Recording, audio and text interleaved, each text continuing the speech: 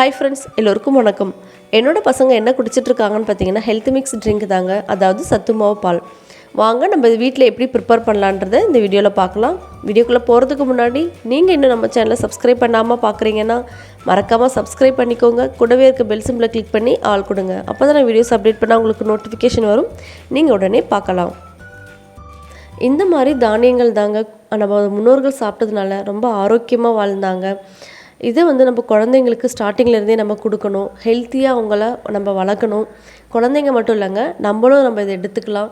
கஞ்சி மாதிரி வச்சு குடிக்கலாம். நீங்கள் டீ காஃபி குடிப்பீங்க அப்படின்னா அதை அவாய்ட் பண்ணிவிட்டு பாலில் கொஞ்சமாக சத்து மாவு இந்த பவுடரை மிக்ஸ் பண்ணி நீங்கள் குடிக்கலாம். இப்படி குடிக்கிறதுனால நீங்கள் உங்கள் உடம்பு ஆரோக்கியமாக இருக்கும், சீக்கிரமாக டயர்டாக மாட்டீங்க, நல்லா கொஞ்சம் சுறுசுறுப்பாக நம்ம வேலை பார்ப்போம். இதை நீங்கள் ட்ரை பண்ணி பாருங்கள், நல்லாவே டிஃப்ரென்ஸ் தெரியும். சத்து மாவு பண்ணுறதுக்கு தேவையான பொருட்கள் என்னென்னு பார்க்கலாம். பொட்டுக்கடலை 200 கிராம், இது பால் கோதுமைன்னு சொல்லுவாங்களே, ஊசி கோதுமை 200 கிராம், சோளம் 200 கிராம், கேழ்வரகு 200 கிராம், இதெல்லாம் 200 கிராம் அளவுக்கு எடுத்துக்கணும். அடுத்தது பார்த்திங்கன்னா பச்சைப்பயிர் 100 கிராம், வேர்க்கடலை 100 கிராம், கருப்பு கொள்ளு 100 கிராம், சோளம் மக்காச்சோளம் 100 கிராம், இது வெள்ளை உளுந்து 100 கிராம், கருப்பு கவுனி அரிசின்னு சொல்லுவாங்க, உங்களுக்கு பார்த்தாலே காமிக்கிறேன் பாருங்கள், பார்த்தாலே தெரியும். இது 100 கிராம். அடுத்தது சோயா 100 கிராம், கம்பு 100 கிராம், தெனை அரிசி 100 கிராம், ஜவ்வரிசி 100 கிராம், இதுதான் 100 கிராம் அளவுக்கு எடுத்துருக்கணும். அடுத்தது உங்கள் தேவைக்கேற்ற மாதிரி பாதாம், முந்திரி, ஏலக்காய், வால்நட்,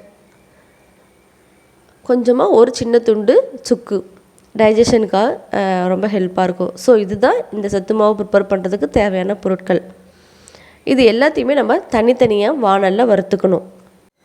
ஒவ்வொரு பொருளுமே அதோடைய வறுபடுற தன்மை மாறுபடும். ஸோ நம்ம ஒவ்வொரு பொருளையும் தனித்தனியாக வறுத்துக்கலாம். இப்போ முதல்ல நான் கேழ்வரகு போட்டிருக்கேன், இது ராகின்னு சொல்லுவாங்க. ஸோ இதை நம்ம நல்லா வறுத்துக்கலாம். நீங்கள் லோ ஃப்ளேம்லேயே வச்சு வறுத்துக்கோங்க. ஹை ஃப்ளேமில் வச்சிங்கன்னா உங்களுக்கு கரிஞ்சிடும். ஸோ லோ ஃப்ளேம்லேயே வச்சு நல்லா பொன்னிறமாக வறுத்துக்கோங்க. உங்களுக்கு அது நல்லா படபடன்னு பொரிய ஆரம்பிக்கும். ஸோ அந்த ஸ்டேஜில் நீங்கள் அடுப்பு ஆஃப் பண்ணிக்கோங்க. இப்போ இதை நல்லா வறுத்தாச்சு. இப்போ இது ஒரு பிளேட்டுக்கு ட்ரான்ஸ்ஃபர் பண்ணிக்கலாம். அடுத்ததாக சோளம் போட்டுக்கிறேன். இப்போ இதையும் நல்லா பொன்னிறமாக வறுத்துக்கலாம். பாருங்கள், கொஞ்சம் படபட நல்லா பொரிய ஆரம்பிக்குது. ஸோ இந்த ஸ்டேஜில் நம்ம ஒரு பிளேட்டுக்கு ட்ரான்ஸ்ஃபர் பண்ணிக்கலாம். அடுத்ததாக கோதுமையை சேர்த்துக்கலாம். இப்போ லைட்டாக இதை நல்லா பொன்னிறமாக வறுத்துக்கலாம். இந்த கோதுமை பார்த்திங்கன்னா கொஞ்சம் மெலிசாக இருக்கும், அதாவது இது ஊசி கோதுமை இல்லைனா பால் கோதுமைன்னு சொல்லுவாங்க. ஸோ நீங்கள் இதை வாங்கிக்கோங்க. இந்த கோதுமை வறுக்கிறதுக்கு கொஞ்சம் டைம் எடுக்கும். நீங்கள் லோ ஃப்ளேம்லேயே வச்சு வறுத்துக்கோங்க.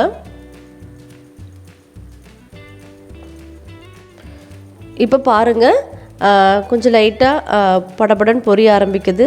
ஸோ இந்த ஸ்டேஜில் நம்ம இதை ஒரு பிளேட்டுக்கு ட்ரான்ஸ்ஃபர் பண்ணிக்கலாம். அவ்வளோதான், இது நல்லா வறுத்தாச்சு.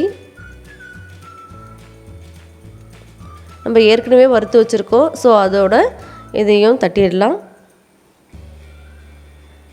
அடுத்ததாக நம்ம பொட்டுக்கல்லையே இதெல்லாம் வறுத்துக்கலாம். பொட்டுக்கல்லை பார்த்திங்கன்னா ஒரு 2 மினிட்ஸ் தான், அதுலேயே நல்லா இதாகிடும். அதுக்கு ஃபுல்லாக கலர் மாறணும்னு அவசியம் இல்லை, லைட்டாக வறுத்தாலே போதும். இல்லைனா உங்களுக்கு அது நல்லா தீஞ்சிடும், ஃபுல்லாக பிளாக் ஆகிடும். ஸோ லைட்டாக வறுத்துக்கோங்க. அது லைட்டாக கலர் மாறின உடனே நம்ம ஒரு பிளேட்டில் ட்ரான்ஸ்ஃபர் பண்ணிக்கலாம்.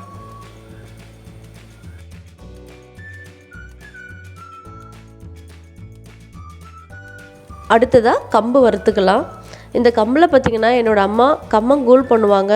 ஸோ தயிரோடு நல்லா மிக்ஸ் பண்ணி கரைச்சி தொட்டுக்க ஊறுகாவோ இல்லை வடகமோ வச்சு குடிச்சோன்னா இந்த சம்மருக்கு சூப்பராக இருக்குங்க. நம்மளோட ஹெல்த்துக்கும் ரொம்ப நல்லது, நம்ம உடம்புக்கும் நல்லா குளிர்ச்சியாக இருக்கும். ஸோ இந்த மாதிரி ரெசிப்பியில் நம்ம சம்மர் டைமில் ட்ரை பண்ணலாம். ஸோ இது நல்லா வறுத்தாச்சு. அடுத்ததான் இப்போ சோயா போட்டுக்கலாம். இது லைட்டாக வறுக்கலாம். இப்போ இது நல்லா வறுத்தாச்சு. இதை ஒரு பிளேட்டுக்கு ட்ரான்ஸ்ஃபர் பண்ணிக்கலாம். அடுத்ததான் கவுனி அரிசி, கருப்பு கவுனி அரிசி போட்டிருக்கேன். இது வந்து லைட்டாக உங்களுக்கு அந்த பொரியும். ஏன்னா இது வந்து கருப்பு கலர் இருக்கிறதுனால உங்களுக்கு எந்தளவுக்கு வறுபட்டுருக்குன்னு தெரியாது. இது வந்து படபடன்னு நல்லா பொரிய ஆரம்பிக்கும் பாருங்கள். ஸோ அவ்வளோதான். அந்த ஸ்டேஜில் நீங்கள் இதை வந்து வேறு பிளேட்டுக்கு ட்ரான்ஸ்ஃபர் பண்ணிக்கோங்க. அடுத்ததான் உளுந்து வறுத்துக்கலாம். நான் வெள்ளை உளுந்து தான் எடுத்திருக்கேன். இதில் நம்ம உளுந்தங்களி, கருப்பு உளுந்தில் பார்த்திங்கன்னா உளுந்தஞ்சோறு பண்ணலாம். ஸோ ரொம்பவே நல்லாயிருக்கும். ஒரு ஹெல்த்தியான ரெசிபியும் கூட. இது வந்து போனுக்கு ரொம்பவே நல்லது, குறிப்பாக பெண்களுக்கு ரொம்ப நல்லதுங்க. ஸோ இதை வந்து உணவில் அடிக்கடி எடுத்துக்கோங்க. இப்போது நான் ஓரளவுக்கு வறுபட்டுருச்சு, பிளேட்டுக்கு மாற்றிக்கலாம். அடுத்ததான் மக்காச்சோளம் வறுத்துக்கலாம். நீங்கள் லோ ஃப்ளேம்லேயே வச்சு வறுத்துக்கோங்க. ஹை ஃப்ளேமில் வச்சிங்கன்னா கரிஞ்சிடும். ஸோ லோ ஃப்ளேமில் வச்சு வறுத்துக்கோங்க. இப்போ இது வறுத்தாச்சு, ஒரு பிளேட்டுக்கு ட்ரான்ஸ்ஃபர் பண்ணிக்கலாம். அடுத்ததான் கருப்பு கொள்ளு எடுத்திருக்கேன். நீங்கள் நார்மல் கொள்ளு கூட எடுத்துக்கலாம். கருப்பு கொள்ளு வந்து ரொம்பவே நல்லது. ஸோ இதை வறுத்துக்கலாம். இதுவும் பார்த்திங்கன்னா கொஞ்சம் நேரத்துலேயே பார்த்திங்கன்னா பொரிய ஆரம்பிக்கும் படபடன்னு. ஸோ அந்த ஸ்டேஜில் நம்ம ஒரு பிளேட்டுக்கு இதை ட்ரான்ஸ்ஃபர் பண்ணிக்கலாம்.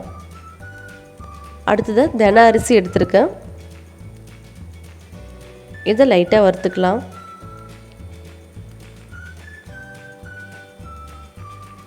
இப்போ இது நல்லா வறுபட்டுருச்சு. இதை ஒரு பிளேட்டுக்கு ட்ரான்ஸ்ஃபர் பண்ணிக்கலாம். அடுத்ததாக பச்சை பயிர் எடுத்திருக்கேன். இந்த பச்சை பயிரில் பார்த்திங்கன்னா நம்ம பச்சை பயிர் தோசை, இந்த பெசரட்டு தோசைன்னு சொல்லுவாங்க. ஸோ அந்த ரெசிபி நம்ம ட்ரை பண்ணி பார்க்கலாம். ரொம்பவே நல்லது ஹெல்த்துக்கு. இது எல்லாத்தையுமே நம்ம தனித்தனியாக தாங்க வறுக்கணும். ஏன்னா ஒவ்வொன்றும் ஒவ்வொரு சைஸில் இருக்குது பார்த்திங்கன்னா. இது கூட நம்ம வந்து சின்ன பொருள் எதுவும் போட்டு மிக்ஸ் பண்ணி வறுக்க முடியாது. இந்த மாதிரி நீங்கள் தனித்தனியாக வறுத்து எடுத்துக்கிறதுக்கு ரொம்ப நல்லது. ஸோ அவ்வளோதான், பச்சை பயிறு வறுத்தாச்சு. இது ஒரு பிளேட்டுக்கு ட்ரான்ஸ்ஃபர் பண்ணிக்கலாம். அடுத்ததான் ஜவ்வரிசி வறுத்துக்கலாம். இந்த ஜவ்வரிசி பார்த்திங்கன்னா நல்லா வெடித்து நமக்கு பால் சைஸ்க்கு மாறும். ஸோ இந்த ஸ்டேஜில் நம்ம இது ஒரு பிளேட்டுக்கு ட்ரான்ஸ்ஃபர் பண்ணிக்கலாம்.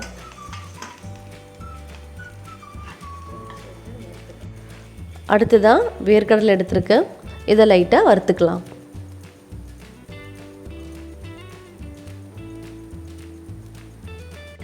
இப்போது இதை வறுத்தாச்சு. இது ஒரு பிளேட்டுக்கு ட்ரான்ஸ்ஃபர் பண்ணிக்கலாம். அடுத்ததான் முந்திரி வறுத்துக்கலாம்.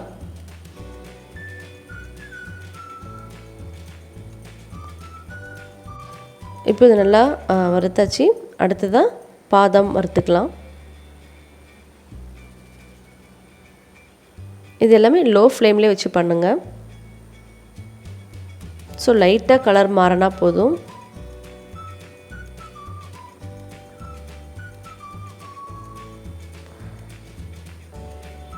இந்த ஸ்டேஜில் இது ஒரு பிளேட்டுக்கு ட்ரான்ஸ்ஃபர் பண்ணிக்கலாம். அடுத்ததாக வால்நட் எடுத்துருக்கேன். இது லைட்டாக வறுத்துக்கலாம்.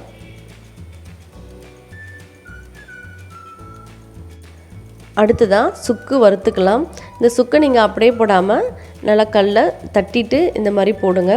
அப்போ தான் வறுக்கிறதுக்கு கொஞ்சம் ஈஸியாக இருக்கும், நல்லா வறுபடவும் செய்யும்.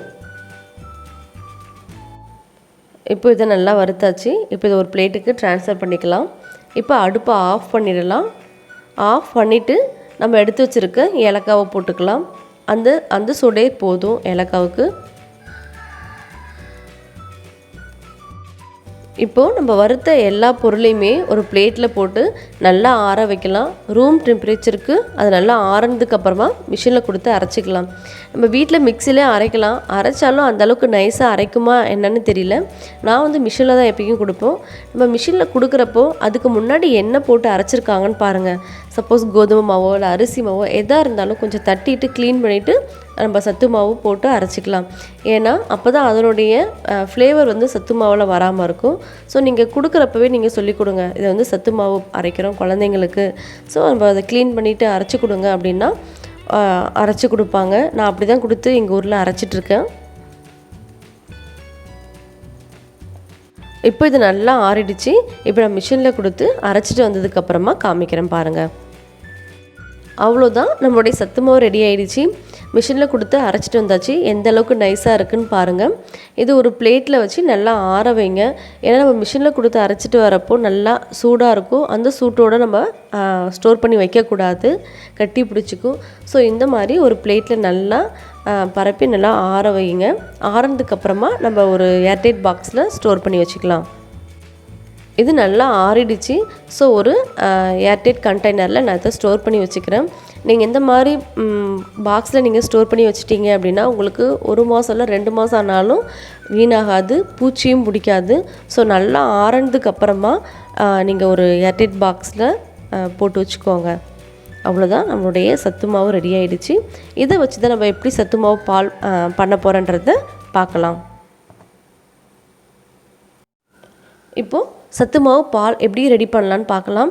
அதுக்கு 1 டேபிள் ஸ்பூன் அளவுக்கு நாட்டு சர்க்கரை எடுத்திருக்கேன். இது வந்து என்னோடய 2 பசங்களுக்கு மட்டும்தான் நான் இப்போது ப்ரிப்பேர் பண்ணுறேன். ஸோ 1 டேபிள் ஸ்பூன் அளவுக்கு நாட்டு சர்க்கரை, அது கூட ஒரு 1/2 டேபிள் ஸ்பூன் அளவுக்கு இந்த சத்து மாவு சேர்த்துக்கிறேன். ஏன்னு பார்த்தீங்கன்னா நம்ம அதிகமாக சேர்த்தோம் அப்படின்னா அது வந்து கஞ்சி மாதிரி வந்துடும். ஸோ குழந்தைங்க குடிக்க மாட்டாங்க. அதனால் ஒரு 1/2 டேபிள் ஸ்பூன் அளவுக்கு தான் நான் எடுத்திருக்கேன். ஃபஸ்ட்டு இதை கட்டி முட்டி இல்லாமல் நல்லா கரைக்கணும். அதுக்கு நல்லா காய்ச்சின சூடான பால் வந்து கொஞ்சமாக இது கூட ஆட் பண்ணிக்கிறேன். ஆட் பண்ணிவிட்டு அதை நல்லா கலந்து விடுங்க. கட்டி எதுவும் இருக்கக்கூடாது. பிள்ளைங்களுக்கு வந்து அது பால் குடிக்கிற மாதிரி தான் ஒரு ஃபீல் ஆகணும்.